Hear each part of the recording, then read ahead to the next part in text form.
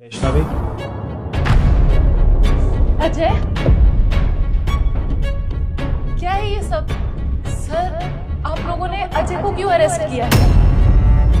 अरे ये एक मुजरिम है, इसे मनी लॉन्ड्रिंग के केस में अरेस्ट किया हमने। देखिए सर, आपको जरूर कोई मिसअंडरस्टैंडिंग हुई है। अजय बिल्कुल भी ऐसा नहीं कर सकता, इतना बड़ा फ्रॉड नहीं कर सकता अजय। मैडम पुलिस वाले, अब पुलिस वाले कोई भी गलत काम नहीं करते। अगर कुछ कर रहे तो उसके पीछे कुछ वजह होगी। समझ में आई आपको बात? नहीं वैष्णवी, मैंने कुछ नहीं किया। ये मुझे झूठे केस में फंसाने की कोशिश कर रहे थे।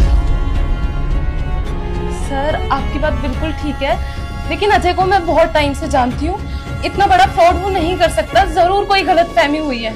देखो, हम पुलिस वाले हैं, समझे ना। और जब ये रॉबरी हुई थी ना, तो उसके साथ एक लड़की भी थी, उसकी गर्लफ्रेंड थी। सारे पैसे उसी के पास ही हैं। बताओ, तुम क्या इसकी गर्लफ्रेंड हो? हाँ सर, मैं थोड़ी पागल है क्या? उन पुलिस वालों को क्यों बता रही है कि तू उसकी गर्लफ्रेंड है? वो तो फंसी रहा है, साथ में तुझे भी फंसा देगा। थोड़ा दिमाग चला। इनको ये मत बता कि तू उसकी गर्लफ्रेंड है। निधि, ये कैसी बातें कर रही है तू? तू जानती है कि मैं अजय से कितना प्यार करती हूँ, और तू ये भी जानती है कि अजय ने ऐसा कुछ भी नहीं किया होगा। तू छोड़िए सब, मैं जा रही हूँ पुलिस वालों को सब कुछ सच बताने। तो आप ही गर्लफ्रेंड? मैं ही हूँ अजय की गर्लफ्रेंड। अच्छा, तो चोरी के टाइम तुम भी इसी के साथ ही थी ना? चोरी के पैसे तुम्हारे पास है? बताओ कहाँ है पैसे? सर, यहाँ कोई पैसे नहीं है, और मैं आपको कितनी बार कहूँ कि अजय निर्दोष है। मैं नहीं थी उसके साथ। ठीक है, आपको तलाशी ही लेनी है ना, आप ले लीजिए घर की तलाशी। देखिए मैडम, तलाशी तो होगी। पुलिस वाले मैडम, हमें मत सिखाओ कि हमें क्या करना है क्या नहीं करना। अगर तलाशी की जरूरत पड़ेगी तो तलाशी करेंगे। आप चुप खड़े हुए यहाँ पे। देखो, चुपचाप हमें बता दो चोरी किए हुए पैसे कहाँ हैं, वरना इतना लंबा अंदर भेजूंगा ना इसको, जिंदगी में कभी बाहर नहीं आएगा ये। सर, मेरे कहने का मतलब है कि अगर आपको डाउट है अजय ने कुछ किया है, तो आप तलाशी ले लीजिए घर की। आपको कुछ नहीं मिलेगा इस घर में। वैसे मैडम, तलाशी की जरूरत तो नहीं है। अगर तुम चाहो तो हम इसे छोड़ सकते हैं। कैसे? हमारी चाय पानी का इंतजाम कर दो, हम इसे छोड़ देंगे।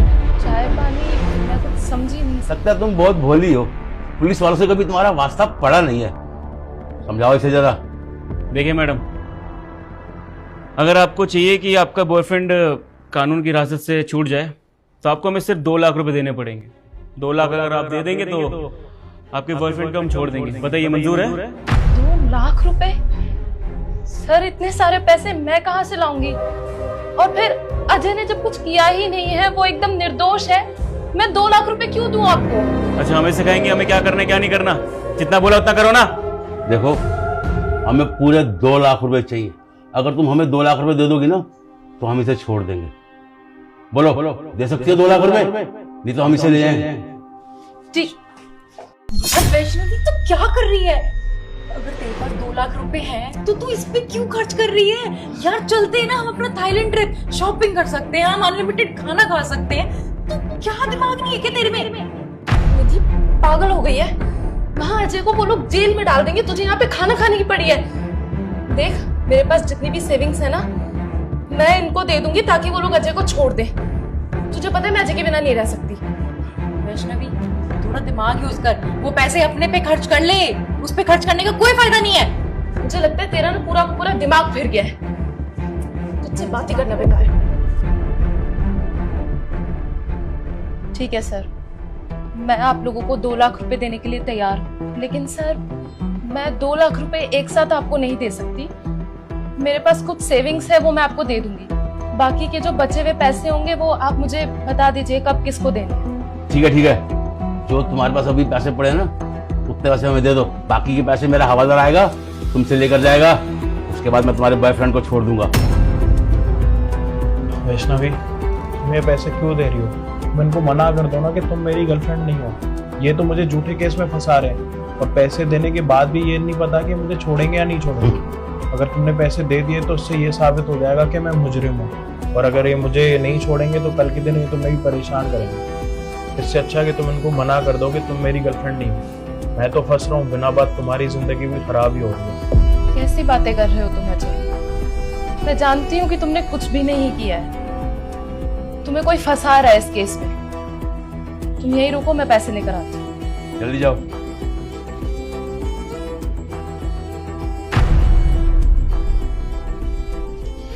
ये लीजिए सर।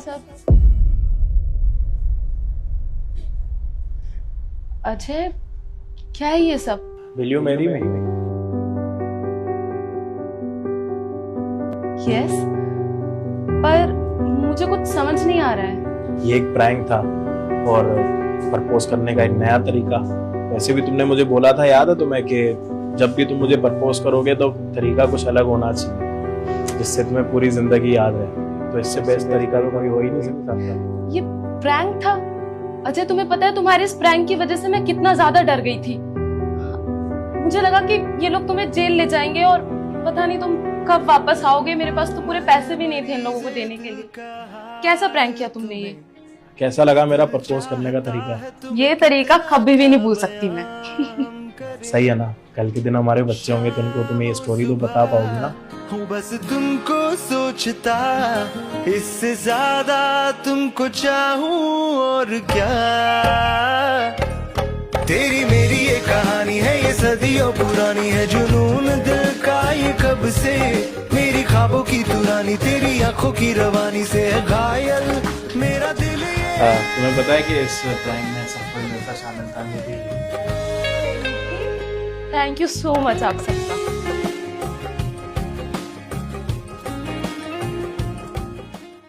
प्लॉट की फाइल रेडी हो गई है? जी मैडम। विभोर, तू यहाँ? हितांशी, तुम यहाँ पर इतने सालों बाद? बहुत अच्छा लगा तुम्हें देखकर। कैसी हो? सॉरी, वो क्या है ना, मैं गरीब लोगों से हाथ नहीं मिलाता। हितांशी, किस तरह से बात कर रही हो तुम मुझसे? तुम्हारे स्कूल टाइम का दोस्त हूँ। और ऐसा कौन सा बड़ा मुकाम हासिल कर लिया तुमने जो तुम अपने स्कूल के दोस्त से हाथ मिलाने को इनकार कर रही हो और उसे गरीब भी बोल रही हो? तुझे पता नहीं हमारी एरिया की नई टीम ऑफिसर है? थोड़ा औकात में रहेगा। एसडीएम? हितांशी, तुम इस एरिया की एसडीएम बन गई हो। ग्रेट! मतलब तुमने अपने बचपन का सपना सिविल सर्वेंट बनने का पूरा कर ही लिया। तुम फाइनली इतनी बड़ी पोस्ट पर हो। एक गवर्नमेंट पोस्ट पर, बहुत इंपॉर्टेंट पोस्ट होती है ये। So proud of you Hitanshi. और मुझे तो बचपन से ही पता था कि मेरी दोस्त एक दिन जरूर कुछ बड़ा करेगी जिंदगी में। और देखो, आज तुमने सबका नाम रोशन कर दिया, अपनी फैमिली का, अपनी सोसाइटी का, अपने फ्रेंड्स का। अब मैं सबको बताऊंगा कि देखो, ये है मेरी दोस्त जो आज एसडीएम बन गई अपनी मेहनत से। Thank you. मुझे पता था कि मैं अपनी लाइफ में एक अच्छी पोस्ट अचीव करूंगी, लेकिन तुम्हारा क्या? तुम तो इतनी पढ़ाई लिखाई करते थे, अपनी लाइफ एंजॉय नहीं करते थे। तुम उस टाइम भी फटीचर थे और आज भी फटीचर हो। हितांशी, ये क्या टोन है तुम्हारी बात करने की? मैं तुम्हें तुम्हारी सक्सेस की बधाई दे रहा हूँ और तुम मुझे नीचा दिखाई जा रही हो। बहुत अच्छी बात है हितांशी कि भगवान ने तुम्हें मेहनत करने का मौका दिया और तुम्हें इस मुकाम पर पहुंचा दिया। लेकिन इसका मतलब ये तो नहीं है ना कि तुम अपने पुराने रिश्तों को इस तरह से ठुकरा दो, उनसे गलत लहजे में बात करो। ये घमंड ठीक नहीं है हितांशी। इसको ना पॉजिटिव एटीट्यूड कहते हैं। जब इंसान अपने लेवल से आगे बढ़ जाता है ना, तो वो अपने लेवल के बंदों से बात करता है, अपने लेवल के नीचे लोगों से नहीं। तो बस यही बात है। और तुझे पता है मैं कितनी रिच हूँ? मेरे पास सब कुछ है, प्रॉपर्टी, बंगला, गाड़ियाँ, और जितनी यहाँ तू प्लॉट देख रहा है ना, इसमें से आधी से ज्यादा प्रॉपर्टी मेरी है। प्रॉपर्टी, बंगला, बैंक बैलेंस, ये सब कुछ तुम्हारे पास कैसे? एसडीएम की पोस्ट पर सैलरी तो इतनी नहीं होती है कि तुम ये सब इतनी जल्दी अफोर्ड कर सको। और फिर तुम्हें एसडीएम बने टाइम ही कितना हुआ होगा? तो ऐसा भी नहीं है कि तुमने बहुत सारी सेविंग्स कर ली होंगी। ऐसा तो नहीं हितांशी कि तुम रिश्वतखोरी करने लग गई हो इस पोस्ट पर आके? मेरी लाइफ, मेरी मर्जी, मेरी पोस्ट, मैं चाहे कुछ भी करूँ। तू होता कौन है पूछने वाला? बड़ा है, मुझसे सवाल जवाब करेगा। अब चल हट यहाँ से, मुझे मीटिंग में जाना है। और वैसे भी इस पोस्ट पे ना बहुत मीटिंग्स होती है, तुझे कैसे पता होगा? Excuse me.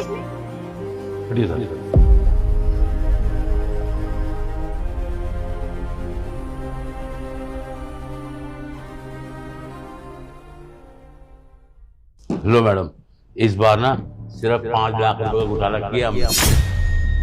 अगर ऐसे ही काम नहीं रहेगा ना हमारे पास, तो हमारे घर से गुजारा कैसे होगा? आप बताओ ना मैडम, क्या करें? बात तो ठीक कह रहे तुम। इस बार बहुत कम काम किया हमने। तुम जाओ ना, कोई बकरा ढूंढ के लाओ जिसको इलीगल काम करवाना हो। अब कोई बकरा आएगा तो काटेंगे ना मैडम, आने तो दो किसी को। जाओ यहाँ से, कोई काम नहीं हो रहा है यहाँ पे। अरे मैडम ऐसे बिना पूछे क्यों भेज रहे हो सकता है शायद कोई बकरा आया हो कटने के लिए, बुला लो ना अंदर उसको। सही कह रहे हो तुम। कम इन। हाय तांशी। तू यहाँ क्या कर रहा है? हाँ, अब मेरी स्कूल की दोस्त अगर एसडीएम बन गई है तो सोचा कि एसडीएम के दरवाजे तो मेरे लिए खुले ही होंगे हमेशा, तो बस आ गया अपनी दोस्त से मदद मांगने के लिए। एक्चुअली ये गांव की ज़मीन पर ना मुझे एक अपना छोटा सा मकान बनवाना था और उसके लिए सब्सिडी की फाइल पास करानी थी।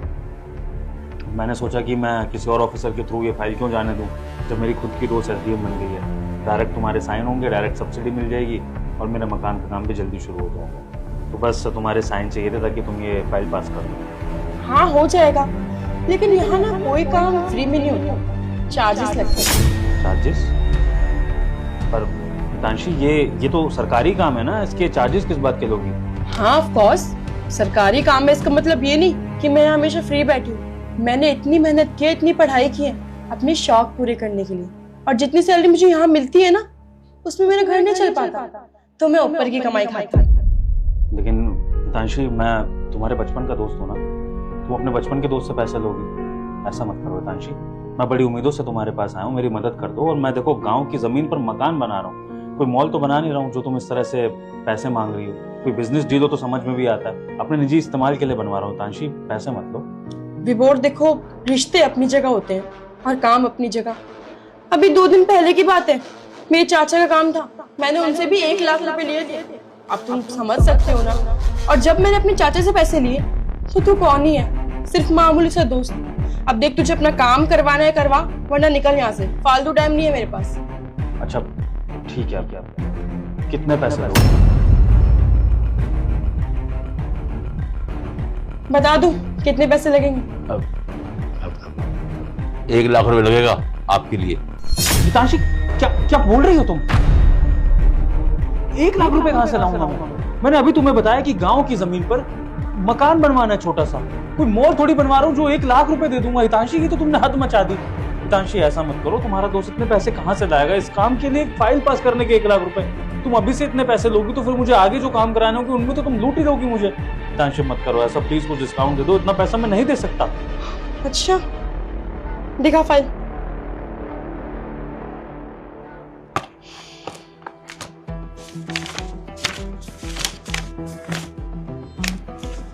मेहता जी, आपने तो बहुत कम पैसे बता दिए फाइल के अकॉर्डिंग। इसका तो अप्रोक्स 2-2.5 लाख लगेंगे।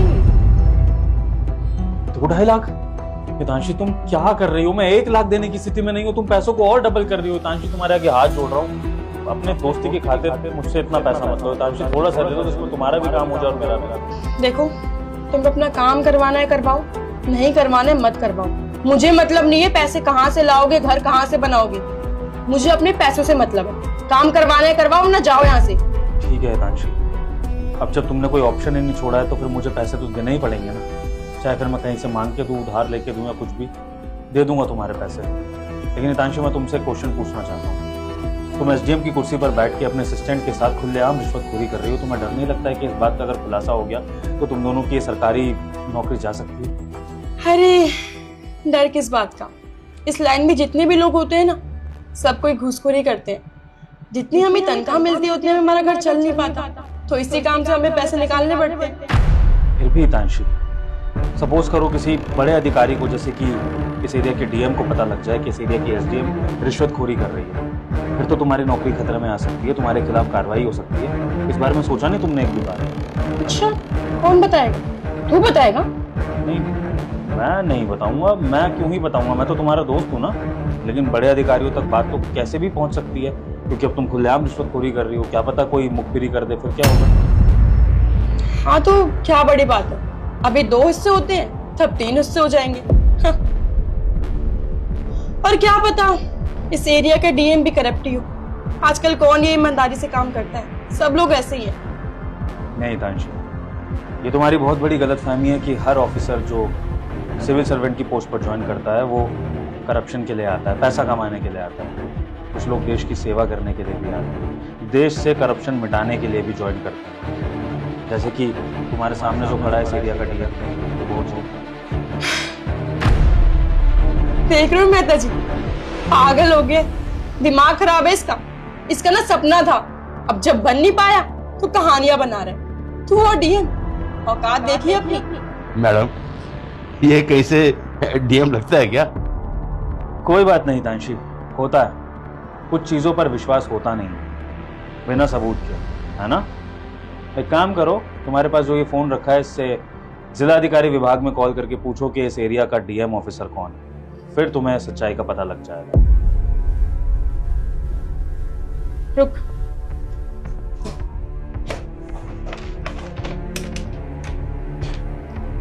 हेलो, इस एरिया का नया डीएम कौन है? जी मैम, जिन सर ने ज्वाइन किया है उनका नाम विभोर जैन है। ओके। क्या हो गया तांशी, तुम्हारे तो चेहरे का रंग ही उड़ गया, कोई सच्चाई पता लग गई क्या? अरे मैं समझ गया, डीएम ऑफिस वालों ने बता दिया होगा कि इस एरिया का डीएम ऑफिसर कौन है ना। अब अपने असिस्टेंट को भी क्लियर कर दो कि कौन हूं मैं। यस सर, ये हमारे एरिया के नए डीएम है। नमस्ते साहब। तो अब तो तुम पकड़ी गई हो, डीएम ऑफिसर के सामने रिश्वत देती हो। और मैं अभी तुमसे पूछ रहा था कि तुम्हें डर नहीं लगता है कि अगर डीएम ऑफिसर के सामने रिश्वत लेती हुई पकड़ी जाओ तो क्या होगा? तो तुम और तुम्हारे असिस्टेंट तो हंस रहे थे जैसे कि कुछ होगा ही नहीं, लेकिन अब तुम दोनों के चेहरे की हवाइयां उड़ गई हैं, तो ये कैसे? विभोर, तुम तो मेरे बहुत अच्छे दोस्त हो ना, और तुम्हें तो पता है इस लाइन में ये सब करना पड़ता है, मजबूरी होती है, तो बस इसलिए मैंने किया। नहीं तांशी, मैं तुम्हें फिर बता रहा हूँ कि सारे सिविल सर्वेंट करप्शन करने के लिए नहीं आते हैं, और मेरा बचपन से सपना था कि अगर मैं देश की सेवा करूंगा तो ईमानदारी से, बेईमानी का 1 रुपया भी नहीं रखूंगा अपने पास। और उम्मीद मैंने तुमसे भी यही करी थी, लेकिन तुम गलत राह पर निकल पड़ी तांशी, और अब तुम इस चीज का एक्सप्लेनेशन दे रही हो मुझे। तांशी, अब तो तुम्हारे खिलाफ एक्शन होगा। तुमने डीएम के सामने करप्शन की बात करी है, रिश्वतखोरी की बात करी है, तो अब तुम्हारा और तुम्हारे असिस्टेंट का जेल जाना तय है, और जेल जाने के साथ साथ तुम्हारे करियर भी बर्बाद होंगे। तुम किसी भी सरकारी महकमे में कभी दोबारा ज्वाइन नहीं कर पाओगे। और ये टेस्ट मैंने जानबूझकर लिया ही इसलिए था तांशी, क्योंकि अगर मैं तुम्हें वहीं बता देता कि तुम्हारा दोस्त ही इस एरिया का डीएम है तो तुम्हारे असली रंग देखने को नहीं मिलता। दोस्ती में तो तुम वैसे ही फेल हो गई, लेकिन अब तुम इस सरकारी पद पर भी ईमानदारी से काम नहीं कर सकती, इसलिए तुम अपने प्रोफेशनल करियर में भी फेल हो चुकी हो तांशी। देखो विभोर, अब जो हो गया सो हो गया। मुझे पता नहीं था कि तुम डीएम हो, और इस काम में तो ऐसे चलता ही रहता है। अब जहाँ 2 हिस्से होते थे वहाँ 3 हिस्से हो जाएंगे। तुम भी शेयर्स ले लेना, और ये सब बात को भूल जाओ। और बात रही पुलिस की, तुम क्या बोलोगे जाके पुलिस के पास? क्या धमकी दोगे मुझे? तुम्हारे पास कोई प्रूफ है? नहीं ना, तो इस मैटर को यहीं खत्म करते हैं। और देखो, तुम मेरे दोस्त हो, इसलिए मैं तुम्हें बता रही हूँ, हम दोनों को मिलकर लंबा काम करना है। और अगर तुम ऐसे पुलिस के पास जाओगे, केस वेस करोगे, तो खामखा तुम्हें भी परेशानी होगी और मुझे भी परेशानी होगी। तो इसको यहीं पे खत्म करते हैं, दोनों मिलके काम करते हैं ना। सबूत की बात कर रही हो ना तुम? ये रहा सबूत। इस फोन के कैमरे में सब कुछ रिकॉर्ड हुआ है, जो जो तुम दोनों ने बातें करी है, रिश्वत मांगी है, और अब ये सारी रिकॉर्डिंग कोर्ट में पेश की जाएंगी, और इसके बाद तुम्हारे बचने की कोई गुंजाइश नहीं। अब तो सबूत भी तुम्हारे सामने है तांशी, अब क्या बोलोगी? अब विभोर, तुम तो मेरे दोस्त हो ना, तुम ऐसा मेरे साथ कैसे कर सकते हो? हम लोग बचपन में स्कूल में थे, साथ में खेलते थे, लंच करते थे, ऐसा तुम मेरे साथ कर ही नहीं सकते। तांशी, अगर तुमने दोस्ती की लाज रखी होती तो मैं जरूर तुम्हें दोस्त होने के नाते समझाता कि तांशी इस राह पर मत चलो, एक मौका भी देता। लेकिन जब मैंने देखा कि तुम इंसान को इंसान नहीं समझ रही हो, दोस्ती की कदर नहीं बची है तुम्हारे अंदर, तो फिर मेरे अंदर के ऑफिसर ने ये डिसीजन लेना जरूरी समझा। और भले ही दोस्त होकर मैं शर्मिंदा हूँ इस डिसीजन से कि मैं अपने दोस्त का करियर तबाह कर रहा हूँ, लेकिन उतना ही प्राउड फील कर रहा हूँ इस एरिया का डीएम ऑफिसर होकर, क्योंकि मैंने इस एरिया की एसडीएम को गलत काम करते हुए पकड़ा है, और इस कुर्सी पर मैं एक सही एसडीएम ऑफिसर को बिठाऊंगा जो देश की सेवा कर सके। तो तांशी, अब तुम तैयार हो जाओ खुद और अपने परिवार को एक झटका देने के लिए कि अब तुम दोनों का करियर तबाह होगा। नहीं विभोर, प्लीज ऐसा मत करो, मेरा पूरा फ्यूचर खराब हो जाएगा। मैंने इतनी मेहनत करके ये पोस्ट अचीव की है, सब मिट्टी में मिल जाएगा। Please try to understand. मैं गलती मानती हूँ, अपनी गलती हुई है, लेकिन आगे से ऐसा कभी कुछ नहीं होगा, आई प्रॉमिस। देखो साहब, हमसे गलती होगी, हमें माफ कर दीजिए। वो क्या है ना कि अब हमारी तो उम्र हो गई है, हमें तो जैसे मैडम बोलती थी हम तो वैसे करते थे। साहब मैं तो बहुत ईमानदारी से काम करता हूँ, थोड़ा मेरे पे रहम करना साहब। सर आप तो कुछ ना ही बोले तो बेहतर है। इस उम्र में आकर भी आप इनका गलत में साथ दे रहे हैं, और हम जैसे जवान लोगों को आपको सिखाना पड़ रहा है, जबकि ये वैल्यूज तो आपको हमें सिखानी चाहिए। पर चलिए, आपका करियर बचा ही कितना होगा, लेकिन इस लड़की का सारा करियर इसके आगे था, और उसके बावजूद उसने ये रास्ता चुना, ये जानते हुए भी कि इसका अंजाम कितना बुरा होगा। तो सॉरी तांशी, अब तुम्हें कोई नहीं बचा सकता है। तैयार हो जाओ जेल की चक्की पीसने। विभोर, बट मैडम अब क्या हुआ? आई डोंट नो क्या होगा।